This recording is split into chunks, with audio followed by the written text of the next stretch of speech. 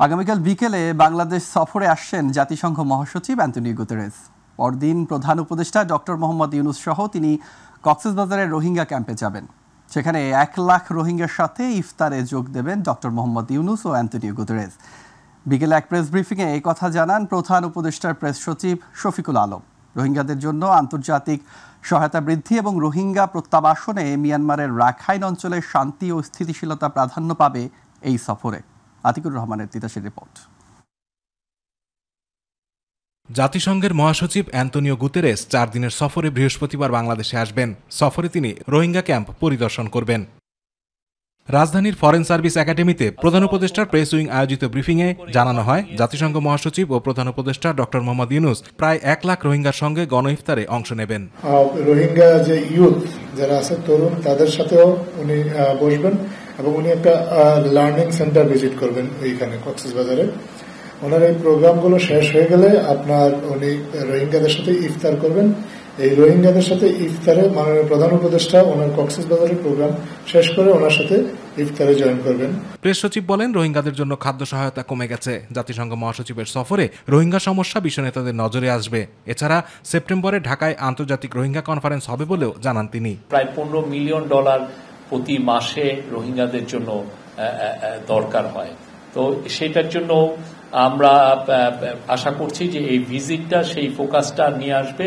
Internationally এটা এফার্টসটা readable হবে। Press ব্রিফিংয়ে শফিকুল আলম আরও জানান, মাগুরা শিশুটির শারীরিক অবস্থার অবনতি হয়েছে। চিকিৎসকরা সর্বোচ্চ চেষ্টা চালিয়ে যাচ্ছেন। তার কন্ডিশন আরো ডিটোরিয়েট করেছে আজকে। তার সিজিএস মানে কমা level has come down to 3 from 4. Brain stem and pupil reflex are lower than yesterday, and আমাদের ডাক্তাররা সিএমএইচ এর তারা প্রাণান্তর চেষ্টা করছেন। আমরা আপনাদের কাছে আমরা সবাই মিলে প্রার্থনা করি উনি সম্পূর্ণ সুস্থ হন। গত রোববার থেকে শিশুটিকে সিএমএইচ এ পেডিয়াট্রিক আইসিইউতে চিকিৎসা দেওয়া হচ্ছে। সকালে 2 বার তার কার্ডিয়াক অ্যারেস্ট হয়েছে। আতিকুর রহমান, তিতাস, মাই টিভি। সীমান্ত পেরিয়ে বাংলাদেশে নতুন রোহিঙ্গা শরণার্থী আসা বন্ধে উদ্যোগ নেয়ার জন্য পশ্চিম আফ্রিকার দেশ গাম্বিয়ার পররাষ্ট্রমন্ত্রী ডক্টর মামাদৌ টাঙ্গারার প্রতি আহ্বান জানিয়েছেন অন্তর্বর্তী সরকারের প্রধান উপদেষ্টা অধ্যাপক ডক্টর মোহাম্মদ ইউনূস। বুধবার রাজধানীর রাষ্ট্রীয় অতিথি ভবন যমুনায় ডক্টর মামাদৌ টাঙ্গারার সাক্ষাতে এলে এই আহ্বান জানান তিনি। প্রধান উপদেষ্টা deputy press secretary Abul Kalam Azad Majumdar জানান, মিয়ানমারের বিরুদ্ধে দায়ের করা গণহত্যার মামলার অগ্রগতি সম্পর্কে প্রধান উপদেষ্টাকে অবহিত করেন গাম্বিয়ার পররাষ্ট্রমন্ত্রী। তিনি জানান, রোহিঙ্গা মুসলিম জনগোষ্ঠীর জন্য ন্যায় বিচার নিশ্চিত করতে এই মামলা দায়ের করেছে গাম্বিয়া। এটি সফলভাবে সম্পন্ন করার জন্য কাজ করে যাচ্ছে দেশটি।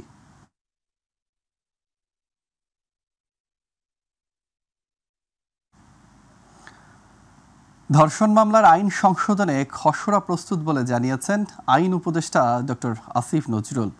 বিকেলে সচিবালয়ে 5 দফা দাবি জানিয়ে ধর্ষণ বিরোধী মঞ্চের দেয়া স্মারকলিপি গ্রহণের পর সাংবাদিকদের তিনি এই তথ্য জানান। আইন উপদেষ্টা বলেন, বিভিন্নভাবে ধর্মের অপব্যাখ্যা দিয়ে নারীর উপর নির্যাতন ও হয়রানির ক্ষেত্রে সরকার 0 টলারেন্স নীতি অনুসরণ করছে। এদিকে স্মারকলিপিতে 2 উপদেষ্টার পদত্যাগ সহ 5 দফা দাবি জানিয়েছে ধর্ষণ বিরোধী মঞ্চ। রাকিব হাসানের রিপোর্ট। নারী ও শিশু নির্যাতন বন্ধে আইনের সংশোধন, স্পেশাল ট্রাইব্যুনাল গঠন সহ 5 দফা দাবি নিয়ে সচিবালয়ে আইন উপদেষ্টার সাথে বৈঠক করেন ধর্ষণ বিরোধী মঞ্চের একটি প্রতিনিধি দল। বৈঠক শেষে ধর্ষণ বিরোধী মঞ্চের প্রতিনিধিরা গণমাধ্যমের সামনে তাদের দাবিগুলো তুলে ধরে তা বাস্তবায়নে দ্রুত সরকারের পদক্ষেপ দাবি করেন।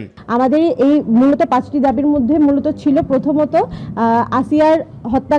আসিয়ার ধর্ষণ এবং হত্যা চেষ্টার যে মামলাটি আছে, যে কেসটি আছে, সেটিকে সর্বোচ্চ গুরুত্বের সাথে দেখতে হবে এবং আমরা আশা করছি আমাদের পক্ষ থেকে এটা সর্বোচ্চ শাস্তি, মৃত্যুদণ্ড নিশ্চিত করা হবে। আর দ্বিতীয়ত আমরা যেটা বলেছি, আমরা বলেছি একটা স্পেশাল ট্রাইব্যুনাল গঠন করতে হবে, যেটি স্পেসিফিক্যালি ধর্ষণ রিলেটেড একটা স্পেশাল ধর্ষণ বিরোধী স্পেশাল ট্রাইব্যুনাল হবে। এবং তৃতীয়ত আমরা বলেছি, এই সারা দেশে নারী যে নিরাপত্তাহীনতায় ভুগছে সেই বিষয়ে ব্যর্থতার দায় স্বীকার করে রাষ্ট্রকে জবাবদিহিতা করতে হবে। আমরা এ সময় আইন উপদেষ্টা 5টি দাবিকেই অত্যন্ত যৌক্তিক জানিয়ে দ্রুততা বাস্তবায়নেরও আশ্বাস দেন। অবশ্যই মনে করি প্রতিটা দাবি অত্যন্ত যৌক্তিক মানুষের ক্ষোভ থেকে কষ্ট থেকে অনেক রকম দাবি জানাবে। ওনাদের দাবি জানানোর কারণটা কি? ওনারা চায় সরকার যেন সর্বোচ্চ গুরুত্ব দিয়ে জিনিসটা মনিটর করে। আসল চাও তো এটা। এখন ধরুন ওরা যদি দেখে 1 মাসের জায়গায় 40 দিনে বিচার হয়েছে, এটার জন্য কি ওনারা ক্ষুব্ধ হবেন না। কিন্তু ওনারা যদি দেখেন আমাদের গাফলতি হচ্ছে, 1 মাসের জায়গায় 1 বছর হচ্ছে, তখন ওনারা ক্ষুব্ধ হবেন। তা আমরা তো মেসেজটা পেয়েছি যে আমরা কোনো রকম মানে অযথা কালক্ষেপণ বিন্দু মাত্র যেন না হয়, সেটা আমরা একদম কথা দিচ্ছি এখানে। উপদেষ্টাদের আশ্বাসের প্রেক্ষিতে আপাতত সব ধরনের কর্মসূচি স্থগিত ঘোষণা করেন ধর্ষণ বিরোধী মঞ্চ। না, আপাতত আমরা আর কোনো রাকিব হাসান, মাই টিভি, ঢাকা। বলছে তো একজন, যখন আমরা এমবিবিএস ও বিডিএস ডিগ্রিধারী ছাড়া নামের আগে কেউ ডাক্তার লিখতে পারবে না বলে রায় দিয়েছেন হাইকোর্ট। এদিকে 5 দফা দাবিতে সারা দেশে কর্মবিরতি পালন করছে ইন্টার্ন চিকিৎসকরা। তাদের এই কর্মসূচি শুরু হলে দেশের হাসপাতালগুলোতে বহির্বিভাগ চিকিৎসা সেবা বন্ধ হয়ে যায়। 5 দফার সবগুলো মেনে না নেওয়া পর্যন্ত রাজপথ ছেড়ে যাবেন না বলে জানিয়েছেন আন্দোলনরত চিকিৎসকরা। আরও জানাচ্ছেন জাহিদ আহমেদ বাবু। হাইকোর্টের রায়ের মাধ্যমে 1 দফা দাবি পূরণ হলেও বাকি 4 দফা দাবি আদায়ে স্বাস্থ্য মন্ত্রণালয় অভিমুখে চিকিৎসকদের এই পদযাত্রা। তাদের পদযাত্রা দোয়েল চত্বরে পৌঁছা মাত্রই বাধা দেয় পুলিশ। সেখান থেকে বাধা উপেক্ষা করে শিক্ষা ভবনের সামনে এসে ঠেকেন তারা। এই সময় তারা জানান, হাইকোর্টের রায়ের মাধ্যমে 1 দফা পূরণ হলেও বাকি 4 দফা আদায় না হওয়া পর্যন্ত রাজপথ ছাড়বেন না। শুধুমাত্র এমবিবিএস এবং বিডিএস ডাক্তারদের থাকবে। হাইকোর্ট থেকে রায় আমাদের পক্ষে এসেছে, আর আমাদের বাকি যে দাবি 4টা দাবি আমরা না পাওয়া পর্যন্ত আমাদের আন্দোলন চলবেই। ডাক্তাররা কিন্তু হাসপাতালে নিরাপদ নয়। যদি আমাদের টোটাল 5 দাবি সরকার মেনে না নেয়, তখন পর্যন্ত আমরা এই মাঠ ছাড়বো না। এই দাবি শুধু ডাক্তারদের না, এই দাবিও তো জনগণের জন্য। এর আগে রায় ঘোষণাকে কেন্দ্র করে সকাল থেকে কেন্দ্রীয় শহীদ মিনারে জড়ো হতে থাকেন চিকিৎসকরা। জাহিদ আহমেদ বাবু, মাই টিভি, ঢাকা। রাজধানীর মতিঝিলের শাপলা চত্বরের ঘটনায় হেফাজতে ইসলামের দায়ের করা গণহত্যা মামলায় সাবেক প্রধানমন্ত্রী শেখ হাসিনা সহ 9 জনের বিরুদ্ধে গ্রেফতারি পরোয়ানা জারি করেছেন আন্তর্জাতিক অপরাধ ট্রাইব্যুনাল। আজ এই পরোয়ানা জারি করা হয়। গ্রেফতারি পরোয়ানা জারি হওয়া অন্যান্যদের মধ্যে রয়েছেন সাবেক স্বরাষ্ট্রমন্ত্রী মহিউদ্দিন খান আলমগীর, সাবেক আইজিপি হাসান মাহমুদ খন্দকার ও বেনজির আহমেদ এবং গণজাগরণ মঞ্চের ইমরান এইচ সরকার। এছাড়া অন্য মামলায় কারাগারে থাকায় সাবেক স্বরাষ্ট্র প্রতিমন্ত্রী শামসুল হক টুকু, সাবেক আইজিপি শহীদুল হক, সাবেক সেনা কর্মকর্তা জিয়াউল আহসান, সাবেক পুলিশ কর্মকর্তা মোল্লা নজরুল ইসলামকে গ্রেফতার দেখানোর নির্দেশ দেওয়া হয়েছে। গত 27 নভেম্বর শাপলা চত্বরের ঘটনায় শেখ হাসিনা সহ 50 জনকে আসামি করে ট্রাইব্যুনালের প্রসিকিউশনে অভিযোগ দাখিল করেন হেফাজতে ইসলাম।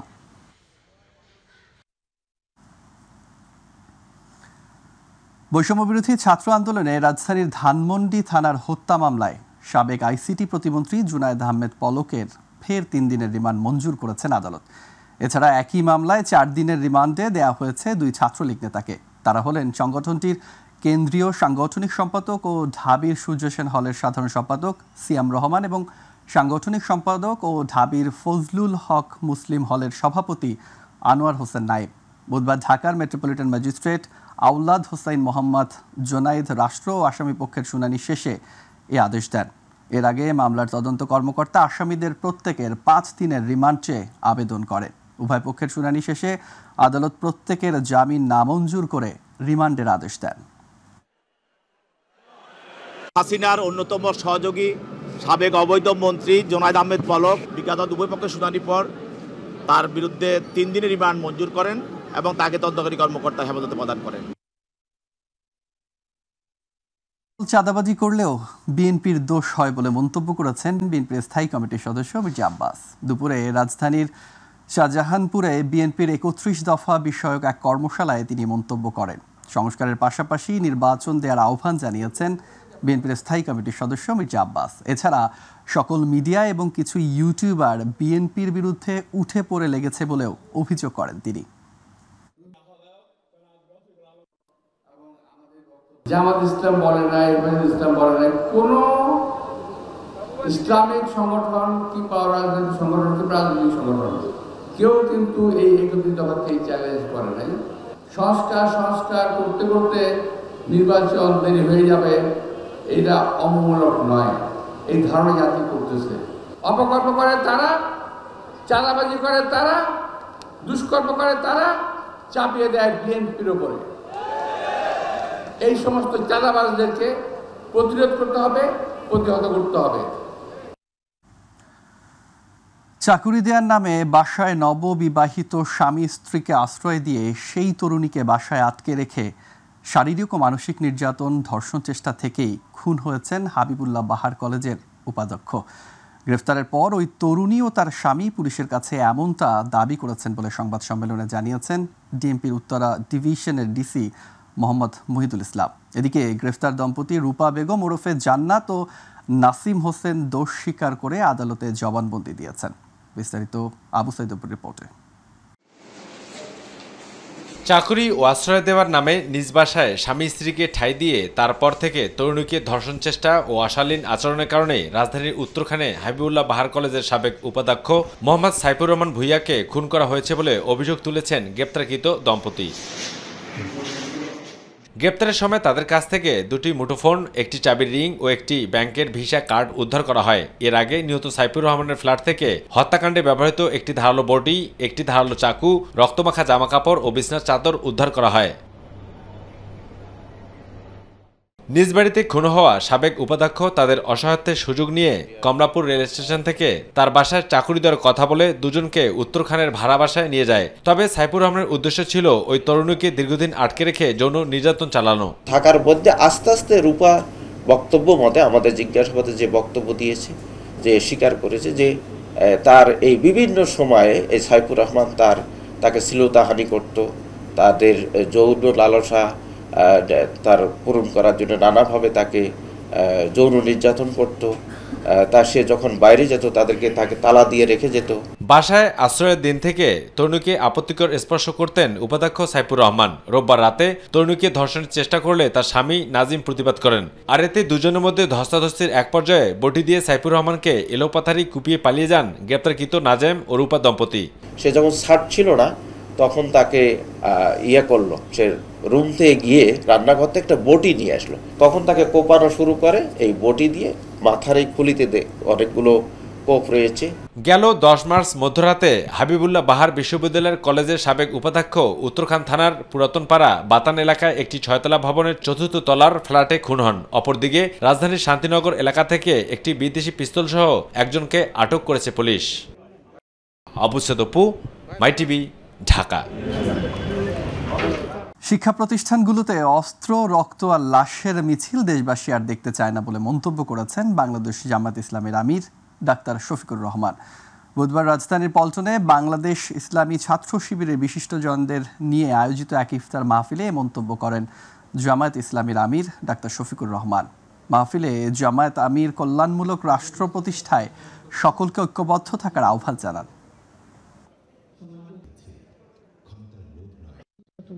উপরন্তু আমরা লক্ষ্য করেছি শিক্ষা প্রতিষ্ঠানে অস্ত্র, রক্ত এবং লাশের মিছিল।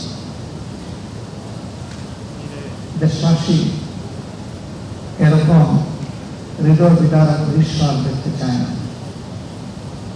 অনেক রক্তের বিনিময়ে দফায় দফায় এই জাতি মুক্তি এবং স্বাধীনতার স্বাদ পাওয়ার প্রত্যাশা করেছিল, সে প্রত্যাশা এখনো পূরণ হয়নি। এবার মাই টিভি বিশেষ।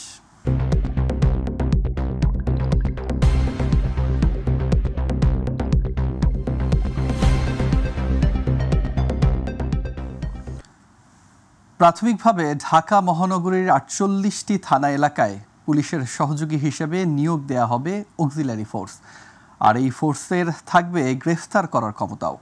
ঈদ উল ফিতরকে সামনে রেখে নিরাপত্তা বিবেচনায় দ্রুতই এই ফোর্স নিয়োগ দেয়া হবে বলে জানান ডিএমপির মিডিয়া বিভাগের উপকমিশনার মোহাম্মদ তালেবুর রহমান। এর মাধ্যমে আইন শৃঙ্খলা নিয়ন্ত্রণে ইতিবাচক ভূমিকা পালন করবে বলেও মনে করেন তিনি। এস এম আরিফের রিপোর্ট। ঘটনাকে কেন্দ্র করে সম্প্রতি আইন শৃঙ্খলা রক্ষার কাজে পুলিশের সহযোগী হিসেবে অক্সিলারি ফোর্স নিয়োগের সিদ্ধান্তের কথা জানান DMP commissioner Sajjad Ali. Metropolitan পুলিশের আইন বলে অক্সিলারি পুলিশ ফোর্স নিয়োগের ক্ষমতা আমার উপর আছে। আমি সেই মোতাবেক তাদেরকে অক্সিলারি পুলিশ ফোর্স হিসাবে নিরাপত্তা, যারা প্রাইভেট নিরাপত্তার লোকেরা আছে ওনাদেরকে আমি নিয়োগ দিচ্ছি। বাংলাদেশের প্রেক্ষাপটে নতুন এই সিদ্ধান্ত নিয়ে নানা আলোচনার জন্ম নেয়। ডিএমপির মিডিয়া বিভাগের উপকমিশনার মোহাম্মদ তালেবুর রহমান জানান, নাগরিকদের নিরাপত্তার কথা বিবেচনা রেখেই এই সিদ্ধান্ত। প্রাথমিকভাবে আমরা ঢাকা মহানগরীর 50টি থানার মধ্যে 48টি থানায় কিছু নিরাপত্তা কর্মী যারা বিভিন্ন পাড়া মহল্লায় নিরাপত্তার কাজে নিয়োজিত থাকেন, এছাড়া বিভিন্ন বেসরকারি প্রতিষ্ঠানে যারা নিরাপত্তা কর্মী তাদের মধ্যে থেকেও কিছু সংখ্যক মিলে আমরা ঢাকা মহানগরীতে এদের সহযোগী পুলিশ হিসেবে নিয়োগ করতে যাচ্ছি। এটা প্রক্রিয়াধীন রয়েছে, আশা করি খুব শীঘ্রই এটা আপনারা দেখতে পাবেন। বেসরকারিভাবে নিয়োগ পাওয়া এই সদস্যদের হাতে পুলিশের ক্ষমতা দিলে একদিকে অপব্যবহার, অন্যদিকে অপরাধীদের হাতে হেনস্থার শিকার হওয়ার শঙ্কা থাকতে পারে। তবে এ বিষয়ে নজরদারি এবং আইনগত প্রোটেকশনের কথা জানান এই কর্মকর্তা। তারা যখন পুলিশের যে কাজের এখতিয়ারগুলো পাবেন বা ক্ষমতাগুলো পাবেন, একই সাথে তাকে পুলিশের যে আইনি যে রক্ষা কবচ যেমন পুলিশের ক্ষেত্রে রয়েছে, ঠিক একই রকম আইনি রক্ষা কবচ তিনি পাবেন। আমরা তাদেরকে পুলিশের প্যারালাল কোনো ফোর্স বা ওরকম কিছু না, যা এরা পুলিশের সহযোগী হিসেবে কাজ করবে। আইন শৃঙ্খলা নিয়ন্ত্রণে অক্সিলারি ফোর্স ইতিবাচক ভূমিকা পালন করবে। এর মাধ্যমে পুলিশ ও জনগণের মধ্যে আরও সম্পর্ক উন্নয়ন ঘটবে বলে মনে করেন ডিএমপির এই উপকমিশনার। আমরা জনগণের সাথে পার্টনারশিপের মাধ্যমে কাজ করতে চাই এবং পুলিশের যে পুলিশ পাবলিক যে পার্টনারশিপ রিলেশনশিপ সেটা আরও বেশি বৃদ্ধি পাবে। প্রাথমিকভাবে এই নিয়োগের কোনো মেয়াদ থাকবে না, পাবেন না কোনো বেতন ভাতাও, তবে নিয়োজিতরা পাবেন সার্টিফিকেট। এস এম আরিফ, মাই টিভি, ঢাকা।